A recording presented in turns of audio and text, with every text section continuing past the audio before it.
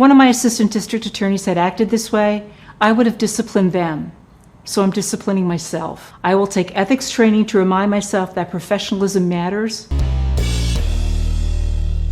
How's everybody doing? My name is Anthony Brian Logan, and today we got to talk about Monroe County, New York, upstate Rochester District Attorney Sandra Durley apologizing after the video of her berating a police officer has gone viral. Now, this is a case of entitlement. Do you know who I am? You can't arrest me. You can't stop me, all this and that. Before we get to the video and the apology, let's back up a little bit. So Miss Durley was getting pulled over. The officer was behind her, lights on, and we all know what that means. If the officer is right up on your hind parts, flashing the lights, go ahead and pull over. You might have a bad tail light, maybe you're speeding, whatever it is, go ahead and pull over. But she decided, I'm the DA, I do what I want, I'm not going to stop till I get to my house. And of course, there was an argument that ensued. It escalated beyond where it should have. And it was all caught on body cam. And once that video hit the internet, it went viral. And now she's talking about, oh, I apologize. I'm going to discipline myself. I'm going to take training. It's like, well, is that how that works? You're still kind of doing what you said you would do in the video, which was the problem, which is why it went viral. There should be a lot more punishment coming your direction. Now, before I go any further, let's get into the actual news clip. Of course, I will link to both the news clip and the apology in the box. But without further ado, let's go ahead and roll it.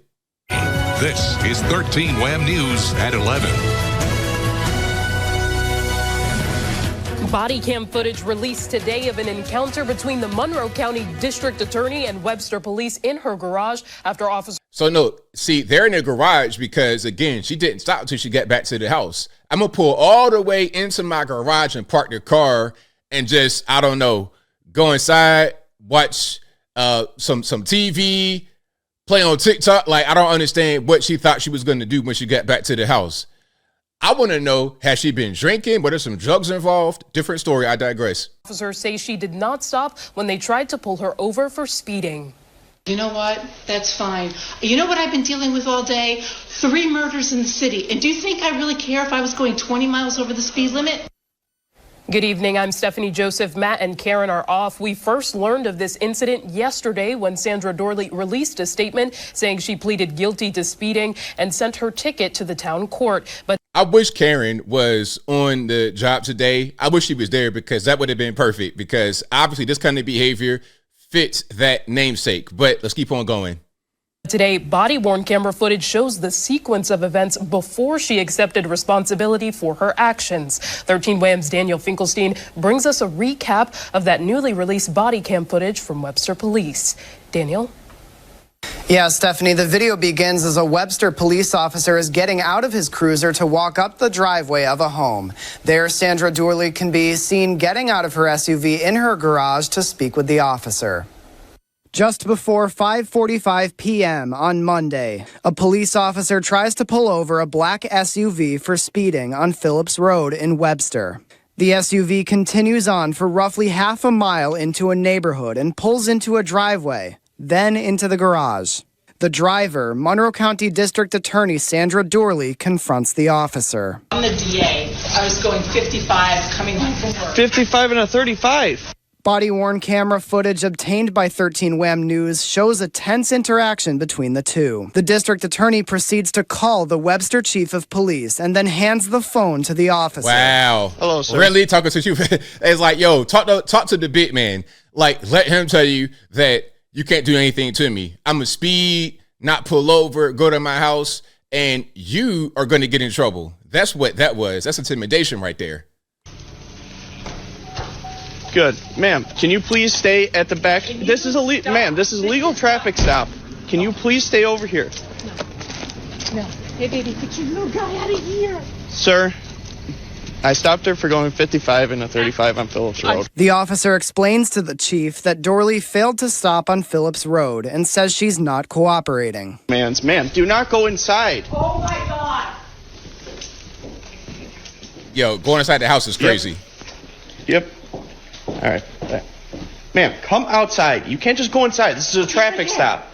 Here's your phone back. I understand the law better than you. The officer calls for a supervisor and continues to speak with Dorley. And you even admitted to me that you went 50. I understand that, ma'am. I don't really- Wow, flashing the badge is crazy. Hold on, let's go back. Can we get the badge? Yeah, flashing the badge is crazy. Do you know who I am? First of all, getting the police chief on the phone and having him talk to the officer, that's completely inappropriate. Okay, if I'm the chief, I don't even take that call. But then as the stop continues, she taking the dog, going in the house, acting like, yeah, I'm gonna just go get some popcorn, some chicken nuggets, and enjoy the rest of my evening. And then, okay, you're continuing to try to do this stop. Okay, check that. Look at my badge. What are you gonna do? Ma'am, I don't really I care. understand that. You know what? Dorley says she called the Webster police chief before stopping to inform him that she was not a threat. The discussion lasts several minutes. More officers arrive as they wait for a supervisor. I was on the phone with Dennis Kohlmeyer saying, would you please tell the person who's following me that I'm almost home? Ma'am, I understand you were going home, but I started my lights back at Phillips Road. Hey, on Phillips Road, yes, Yeah. you did, and there are other cars. I was right behind you, directly behind you. See, now we're lying because first you said you called the chief before you were at the house to let him know that you weren't a threat. Then you're saying, well, I saw your lights, but there were other cars, so maybe it wasn't me. Well, if it wasn't you, then why'd you call the chief? It doesn't make any sense. See, now we're just lying. For what, though? Why not just get pulled over? It's a speeding ticket. It's not that deep, okay? You pay your little $100 at the courthouse and go about your day. I mean, you act like you got drugs or something in your car. What's the problem? At the end, Go ahead, like, listen, you want to, at the end of the day, go ahead. The officer and a supervisor try to reason with Dorley. and you should know better. That's not a traffic ticket. That's an arrestable offense. Outside, another officer talks to his colleague. Minutes later, the original officer can be seen printing the ticket. All right, ma'am. So I'm issuing you speed in zone 55 and a 35. That's fine. I'll take care of it since I'll be prosecuting myself. Okay. As the officer leaves Dorley's garage, he gives her a warning. At the end of the day, if you see my lights and sirens behind you, and obviously they're going off, just pull over. We can have a conversation and be on our way. Again, Dorley released a statement late yesterday afternoon before this video was released, saying in part, I believe in accepting my responsibility for my actions and had no intention of using my position to receive a benefit. Nobody, including your district attorney, is above the rule of law, even traffic laws. I can't tell. I cannot tell. Now, let's get to the apology, shall we? Because this was pretty cringe. And now, okay, we're all somber looking, sad, about to start crying. I don't want to see no tear. I promise. If I see one tear, if I hear a crying sound, I'm just completely through. But let's watch the apology, shall we? Last Monday, I failed you and the standards that I hold myself to. And for that, I am so sorry. What I did was wrong, no excuses. I take full responsibility for my actions. I fell short of the values I've held for my entire 33-year career. I didn't treat this officer with the respect that he deserved. All police officers deserve respect. I am truly and sincerely sorry. I had just come from work. I was dealing with 3 homicides that occurred over the weekend.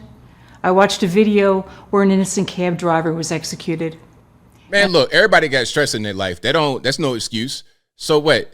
Okay, you have a stressful job. Well, welcome to the United States. Welcome to planet Earth. You're not the only one that has dealt with issues. It's no excuse to just do whatever you want to do. Okay? Because, hey, you're prosecuting these crimes and everybody got a story, right? Hey, don't give me 15 years in the penitentiary making big rocks, little rocks, because I was stressed out. I was going through a lot. You're not trying to hear that.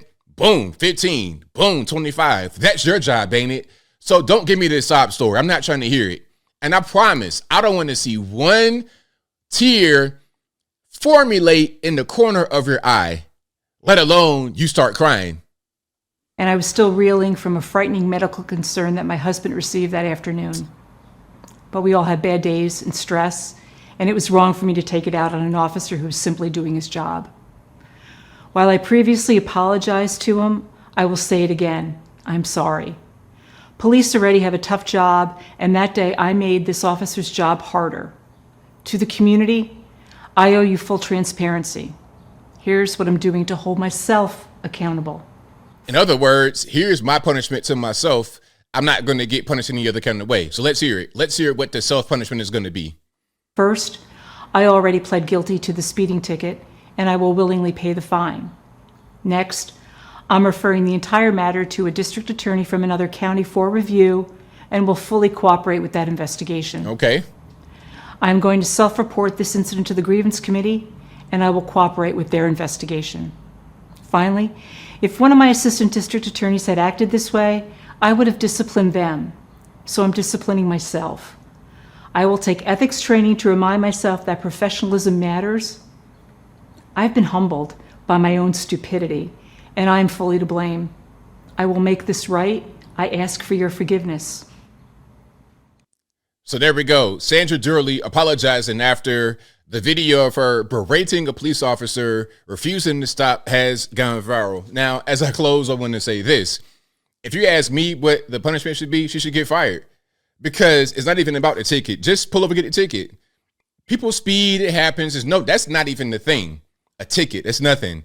But then you want to call the chief. See, now you're intimidating the officer, making him think he might get fired or be in the bad standing at the force. That's one thing. Then you're refusing to cooperate, trying to go inside, taking the dog, doing whatever, just prolonging the situation. And as a prosecutor, somebody who your job is dealing with the law, you know better. So I would say go ahead and get fired. That'd be my course of action. Now, as far as a criminal thing, I don't think it goes to the level of going to the penitentiary, but definitely you shouldn't be a prosecutor if that's how you behave. And I think I'll leave that right there for now. And what say you? What's your thoughts on the traffic stop that went wrong? Big deal, not a big deal? How about the apology? Do you agree with it? Do you empathize with what she was going through? Whatever your thoughts are, let me know in the comments below. You guys know where I'm at. I say get her up out of here. Obviously, this is really unethical behavior. As a prosecutor, you and everybody else in the world should know that you can't do what you did. So I'm not trying to hear any excuses, because again, if you have guys that are having a bad day, bad week, bad month, bad year, and then they go commit a crime, you as a prosecutor are not going to say, well, hey, you know what? You're going through a lot. I understand what's going on. I'm not going to give you 15 years in the joint. I'm going to let you get off with a warning. That's not how that works at all. So let the same energy be applied to her. I don't see how that's unfair. It makes sense to me. But whatever your thoughts are, please let me know in the comments below. And that's all I got to say for this video. If you like what you heard, please comment, rate, share, and subscribe. Peace.